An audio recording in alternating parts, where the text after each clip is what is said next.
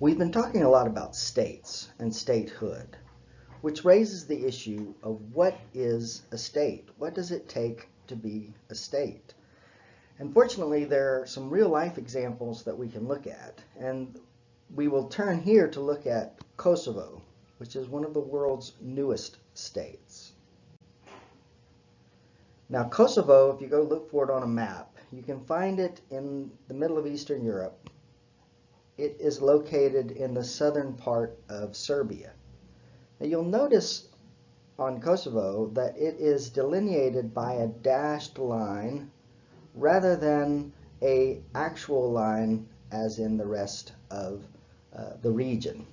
Now, the reason why is that the world has not quite decided whether Kosovo is a state or not. And therefore, we have a boundary which will likely be the boundary of Kosovo if it is actually a state, but if not, it shows where the purported boundary of Kosovo is. Now, Kosovo is a province of Serbia, or historically was a province of Serbia.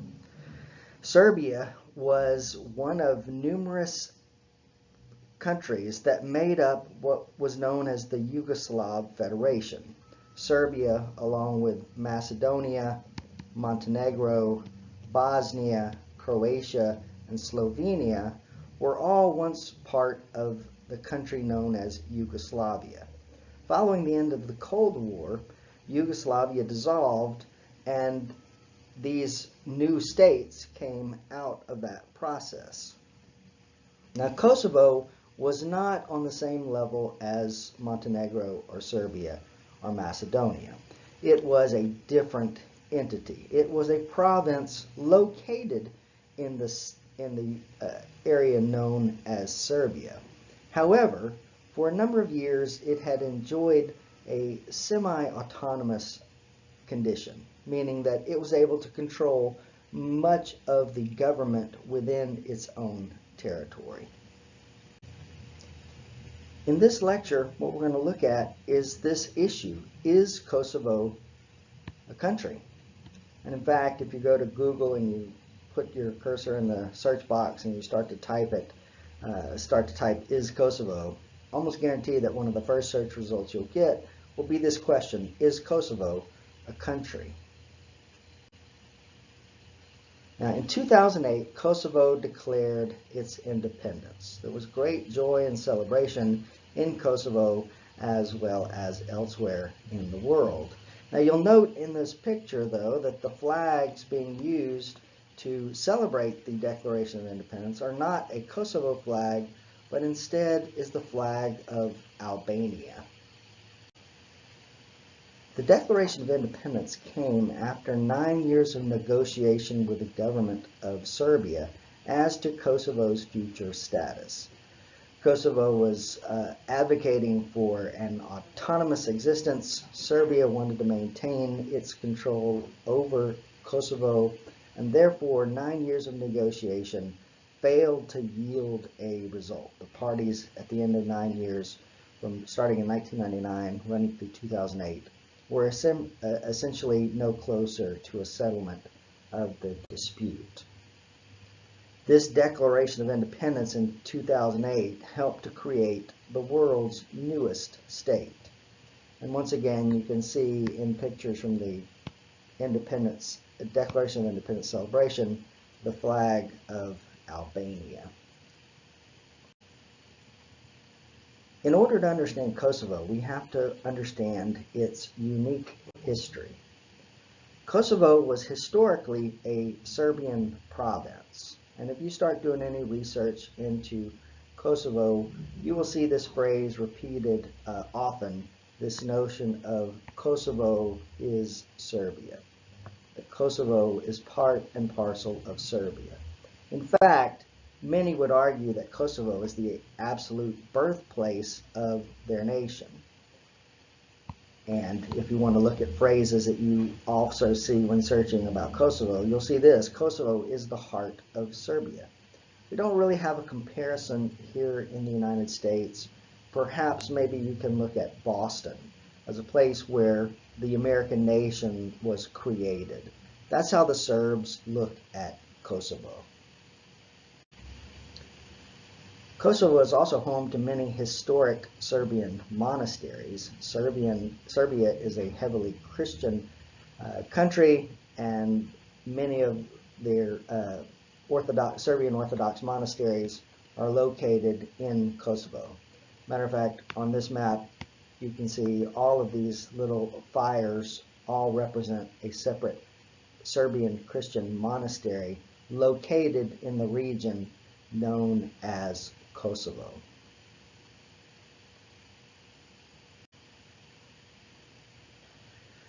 Now, Kosovo's ethnicity, the ethnicity of its population, has changed a great deal in the last 500 years.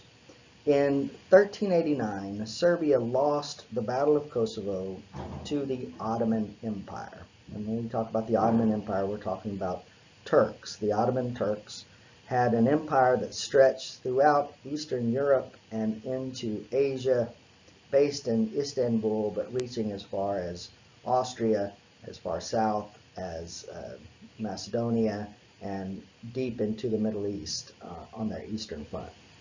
So the Ottoman Empire at one time one of the most powerful empires in the world. So in 1389, Serbia lost its Battle of Kosovo, and that area became part of the Ottoman Empire.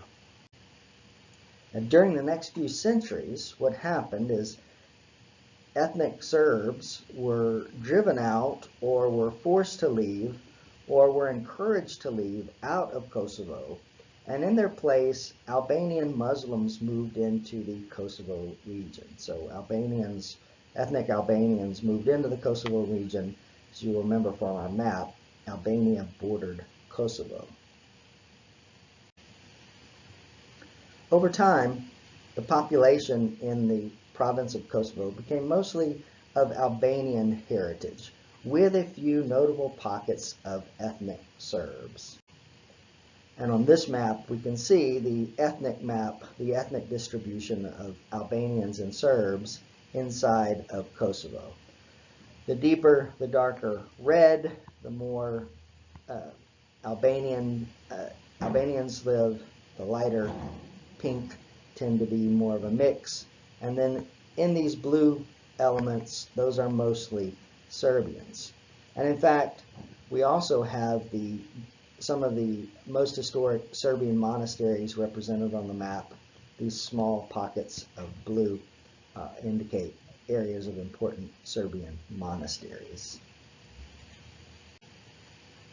Now, the Declaration of Independence in Kosovo was preceded by a war that occurred in Bosnia and Serbia. And it was a war that arose out of independence attempts to declare independence by ethnic Albanians in Kosovo. And so a civil war erupted. In an attempt to extinguish this independence movement, the government of Serbia used some heavy-handed means, sending in soldiers and causing a great deal of civilian casualties as a result. Oftentimes, this was in response to provocation by those in Kosovo leading the independence movement, so therefore there was plenty of blame on both sides. The war in Bosnia and Serbia also gave us the phrase ethnic cleansing. Ethnic cleansing was the attempt to remove ethnic Albanians from the Kosovo province, or from the areas that were dominated by ethnic Serbs. And again, this led up to severe heavy-handedness, including mass murder. Now, in 1998, the United States and Great Britain decided that this needed to come to an end. So they relied on the power of NATO, the North Atlantic Treaty Organization, to wage a war against Serbia, to force Serbia to abandon its efforts to achieve ethnic cleansing in Kosovo. And there was some severe efforts. As you can see, it was a real war. Many people died, much property destruction occurred. And it was interesting because NATO, which had been created as a defense organization aimed at preventing invasion of Europe by the Soviet Union, was now being used as an offensive instrument to wage a war in Serbia on behalf of ethnic Albanians also living in Serbia. In 1999, following months of NATO bombing, Serbia came back to the table. They withdrew their forces from Kosovo, and under the auspices of both NATO and the United Nations, the Kosovo conflict was going to be resolved through the use of diplomacy. Negotiation and diplomacy would theoretically lead to a resolution of the conflict. Now, the Declaration of Independence did not come out of this diplomatic process. It did not follow the protocol established by the United Nations. Therefore, Serbia objected to this unilateral attempt to gain independence, saying that this was not the deal that was on the table. This was not what they had bargained for originally in their agreement to leave Kosovo. And in fact, Serbia asked the International Court of Justice to declare the Declaration of Independence as void under international law, as illegal. The International Court of Justice sided with Kosovo and ruled that the Declaration of Independence was not against international law.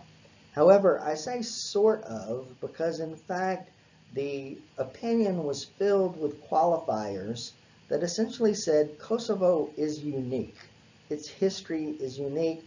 The background that led to the Declaration of Independence is unique, and therefore, although the ICJ is going to side with Kosovo, others should not really rely on having the same ability. This led to a great deal of concern about what's called the Kosovo precedent, meaning could what happened in Kosovo happen elsewhere? And many nations were very concerned about this. And in fact, if you go look up the Kosovo precedent on Google, you'll find about 378,000 results. Many articles discussing this question of could the events of Kosovo that led to the independent state of Kosovo, could that be repeated elsewhere? Now, presently, over 100 nations have recognized Kosovo. On this map, those countries in green have agreed that Kosovo is a country.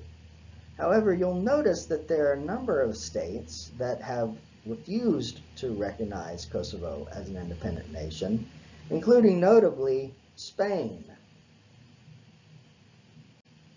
Now, why would Spain be worried about the Kosovo precedent? Because of regions like Catalonia, here in northeastern Spain, which also want independence.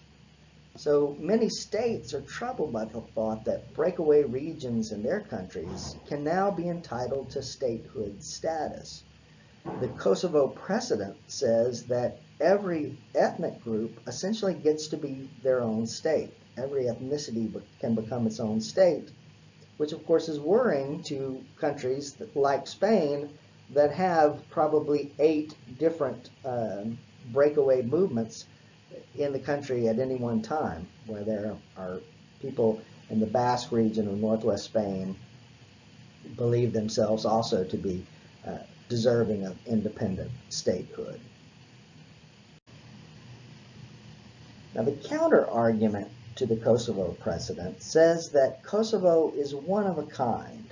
The Latin phrase is sui generis, and essentially it means that it is of its own genre. There is no other Kosovo because only Kosovo is Kosovo. That other countries need not be afraid that their breakaway regions will become independent states. recognized by the world community.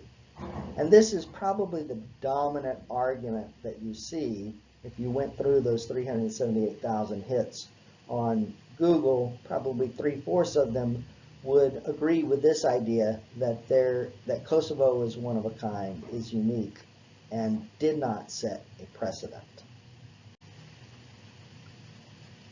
So, in conclusion, we can see, first of all, that Kosovo is very different, and therefore I believe that it's unlikely to become a long-term issue.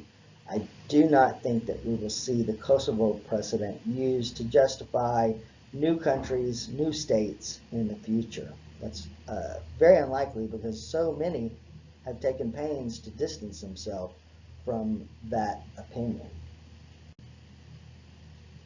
The Kosovo tale can also lead to the conclusion that the path to statehood can be difficult. So when we discuss what is and is not a state, it's not always easy to tell exactly what is and isn't.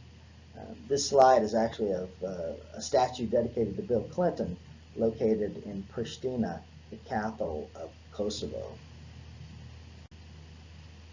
And I'll leave you with this thought, that the question of what is a state can be hard to answer. When we discuss statehood and the 4 elements of statehood, well, we put that in terms that seem very stark and black and white. But in fact, what is a state is a difficult question to answer.